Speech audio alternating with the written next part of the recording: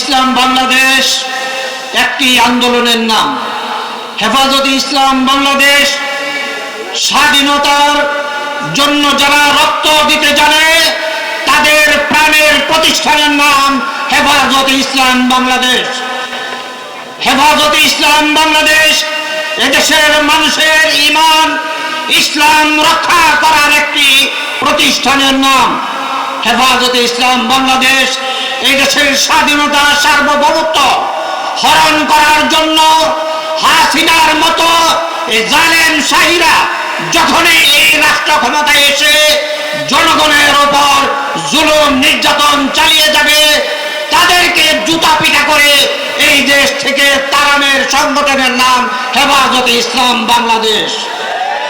সংগ্রামী সাথী ও বন্ধুগণ, ঢাকার সেই শাহবাগ চত্বরে আমার প্রিয় নবী সাল্লাল্লাহু আলাইহি ওয়াসাল্লামের চরিত্র নিয়ে যখন উলঙ্গপনা শুরু করেছিল, চরিত্র হনন শুরু করেছিল, সেই সময় আমাদের সকলের মুরব্বী শাহ আহমদ শফি রহমতুল্লাহি আলাইহি খোলা চিঠির মাধ্যমে আমাদের ঈমানকে যাচাই করেছিলেন যে নবীর প্রেমে তারা উজ্জীবিত আসো, তারা মাঠে নেমে আসো। সারা বাংলাদেশ থেকে ঈমান প্রেমিক, ঈমান দীপ্ত তৌহিদি জনতা মাঠে নেমে এসেছিল, আর নাস্তিক মুরতাদরা চুরের মতো ইঁদুরের গর্তে ঢুকে গিয়েছিল। যারা হুঙ্কার ছেড়েছিল হেফাজতের বিরুদ্ধে, আজকে তাদেরকে কোথাও খুঁজে পাওয়া যায় না।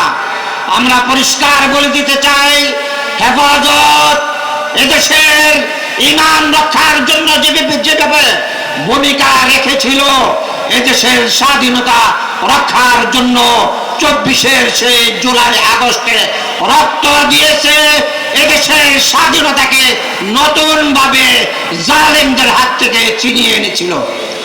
এই জন্য হেফাজতকে নিয়ে ছিনিমিনি খেলার কোনো চিন্তা যারা করবে তাদের স্থান বাংলাদেশে হবে না। আমরা পরিষ্কার বলে দিতে চাই, স্বাধীনতা রক্ষার জন্য হেফাজতের ভূমিকা যেমন, দিন রক্ষার জন্য হেফাজতের ভূমিকা তেমনি। আওয়ামী সরকার আমাদের উপরে, তৌহিদি জনতার উপরে, সারা বাংলাদেশের আওয়ামী বিরোধীর উপরে যে জুলুম নির্যাতন চালিয়েছিল তার বিরুদ্ধে রুখে দাঁড়িয়েছিল হেফাজতে ইসলাম বাংলাদেশ। তার পাশাপাশি আবাবিল পাখির মতো ছাত্র জনতার মাধ্যমে আল্লাহ পাক রব্বুল আলামিন বাংলাদেশের নতুন স্বাধীনতা ছাত্রদের মাধ্যমে অর্জন করিয়েছে।